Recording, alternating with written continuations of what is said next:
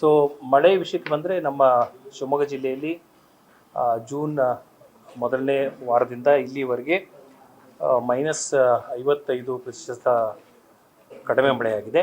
ತಾವು ಅಬ್ಸರ್ವ್ ಮಾಡಿದ ಹಾಗೆ 2-3 ದಿವಸಗಳಿಂದ ನಮಗೆ ಜಿಲ್ಲೆಯಾದ್ಯಂತ ಮಳೆ ವಾತಾವರಣ ಕಂಡು ಬರ್ತಾ ಇದೆ. ಆನಂತರ ಕೃಷಿ ಚಟುವಟಿಕೆ ಬಗ್ಗೆ ಹೇಳಬೇಕಂತ ಹೇಳಿದರೆ ಹೆಚ್ಚಾಗಿ ನಮ್ಮದು ಭತ್ತದ ಕೃಷಿ ಏನಿದೆ ಆಗಸ್ಟ್ ಎಂಡ್ವರೆಗೂ ನಡೀತಾ ಇರೋದ್ರಿಂದ ಈಗೇನು ಡಿಲೇ ಆಗಿದೆ ಅದರಿಂದ ನಾವು ತೀರಾ ನಿರಾಶಾದಾಯಕವಾಗಿ ಇರುವಂಥ ಪ್ರಮೇಯ ಇಲ್ಲ ಅಂತ ನಮ್ಮ ಅಗ್ರಿಕಲ್ಚರ್ ಆಫೀಸರ್ ಕೂಡ ಹೇಳಿದ್ದಾರೆ. ಯಾಕೆಂದರೆ ಬಿತ್ತನೆ ಸೀಸನ್ ಆಗಸ್ಟ್ ಎಂಡ್ವರೆಗೂ ಇರೋದ್ರಿಂದ ಈಗ ಮಳೆ ಆದರೂ ಕೂಡ ಇನ್ನು ಬರುವ ಕೆಲವು ದಿವಸಗಳಲ್ಲಿ ಮಳೆ ಆದರೂ ಕೂಡ ನಮಗೆ ಬಿತ್ತನೆಗೆ ಯಾವುದೇ ರೀತಿ ತೊಂದರೆ ಆಗಲಿಕ್ಕಿಲ್ಲ. ಆನಂತರ ಕುಡಿಯುವ ನೀರಿನ ಸಮಸ್ಯೆಗೆ ಸದ್ಯಕ್ಕೆ ಇಲ್ಲಿ ಸಮಸ್ಯೆ ಇಲ್ಲ. ಜಲಾಶಯದ ನೀರಿನ ಮಟ್ಟ ಕೂಡ ಕುಡಿಯೋ ನೀರಿಗೆ ಯಾವುದೇ ರೀತಿ ತೊಂದರೆ ಇಲ್ಲ. ಆನಂತರ ಒಳಹರಿವು ಈಗ ನಿರಂತರವಾಗಿ ಚಿಕ್ಕಮಗಳೂರಲ್ಲಿ ಮಳೆ ಪ್ರಮಾಣ ಇನ್ಕ್ರೀಸ್ ಆಗಿರೋದ್ರಿಂದ ಸ್ವಲ್ಪ ನಿಧಾನಗತಿಯಲ್ಲಾದರೂ ಕೂಡ ಇನ್ಕ್ರೀಸ್ ಆಗ್ತಾ ಇದೆ.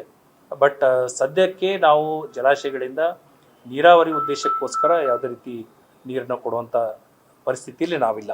ಬಟ್ ಇಮ್ಮಿಡಿಯೇಟ್ಲಿ ಅದು ಸುಧಾರಣೆ ಆದ ನಂತರ ಅದನ್ನು ಕೊಡುವಂಥ ಕ್ರಮಗಳನ್ನು ನಾವು ಮಾಡ್ತೀವಿ.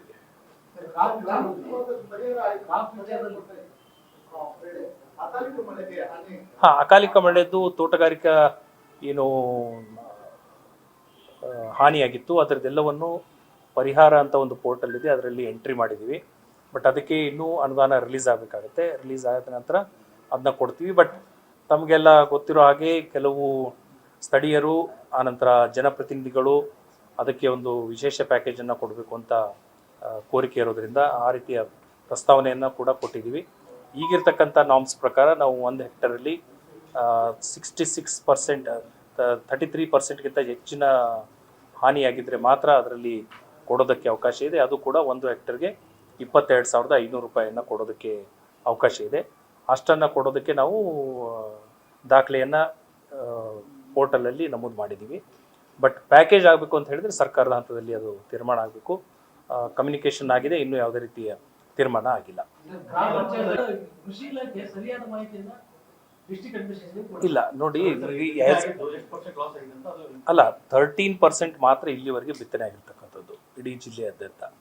ಓಕೆ, ಸೊ ಯಾಕೆ ಅಂತ ಹೇಳಿದ್ರೆ ಮಳೆ ಆಗದಿರೋದ್ರಿಂದ ಬಿತ್ತನೆ ಮಾಡೋದಕ್ಕೆ ಸ್ವಲ್ಪ ಹಿಂಜರಿಕೆ ಆಗಿರೋದು. ಸೊ ಆ ಹಿನ್ನೆಲೆಯಲ್ಲಿ ಇನ್ನೂ ಕೂಡ ಮಳೆ ಆದಂಥ ಸಂದರ್ಭದಲ್ಲಿ ಬಿತ್ತನೆ ಆಗ್ಬೋದು ಅನ್ನೋಂಥ ಆಶಾದಾಯಕವಾಗಿ ನಾವು ಪರಿಸ್ಥಿತಿಯಲ್ಲಿ ಇದ್ದೀವಿ. ಇಲ್ಲ, ಈಗ ನೋಡಿ, ನಮ್ಮ ಜಿಲ್ಲೆಯಲ್ಲಿ 280 ಮಳೆ ಮಾಪನ ಕೇಂದ್ರಗಳಿತ್ತು. ಅದರಲ್ಲಿ ಇನಿಷಿಯಲ್ ಹಂತಗಳಲ್ಲಿ 208 ಅದರಲ್ಲಿ ಕಾರ್ಯನಿರ್ವಹಿಸ್ತಾ ಇರಲಿಲ್ಲ.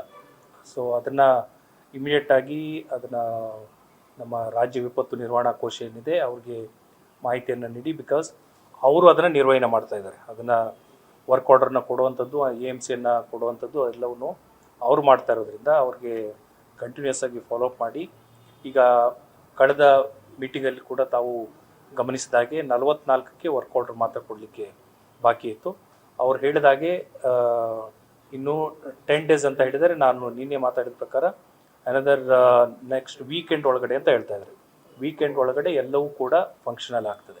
ಈಗ ತಾವು ಹೇಳಿದಾಗೆ ಕವರ್ ಅಪ್ ಮಾಡಿದ್ದು ಎಲ್ಲ ಮುಂಚೆ ಆ ರೀತಿಯ ಸನ್ನಿವೇಶಗಳಿತ್ತು. ಆನಂತರ ಎಲ್ಲೆಲ್ಲಿ ಈ ರೀತಿಯ ಸಮಸ್ಯೆ ಇತ್ತು ಅಲ್ಲಿ ನಾವು ಆಲ್ಟರ್ನೇಟಿವ್ ಲ್ಯಾಂಡ್ಗಳನ್ನು ಕೂಡ ಕೊಟ್ಟಿದ್ದೀವಿ. ಸೊ ಆಲ್ಟರ್ನೇಟಿವ್ ಲ್ಯಾಂಡ್ ಕೊಟ್ಟಲ್ಲಿ ಅವರು ಮಳೆ ಮಾಪನ ಕೇಂದ್ರಗಳನ್ನು ಹಾಕಿದ್ದಾರೆ. ಆನಂತರ 3 ವರ್ಷಗಳ EMC ಕೂಡ ಅವ್ರದ್ದು ಇರ್ತದೆ. ಸೊ ಈ ಸರಿಪಡಿಸಿರೋದನ್ನ ಉದ್ದೇಶದಿಂದ ಮುಂದೆ ಯಾವುದೇ ರೀತಿಯ ಸಮಸ್ಯೆ ಆಗೋದಿಲ್ಲ. ಹೌದು, ಕಾರ್ಯಾದೇಶ ಆಗತ್ತೆ. ಆನಂತರ ಕಾರ್ಯನಿರ್ವಹಣೆ ಕೂಡ ಆಗುತ್ತೆ.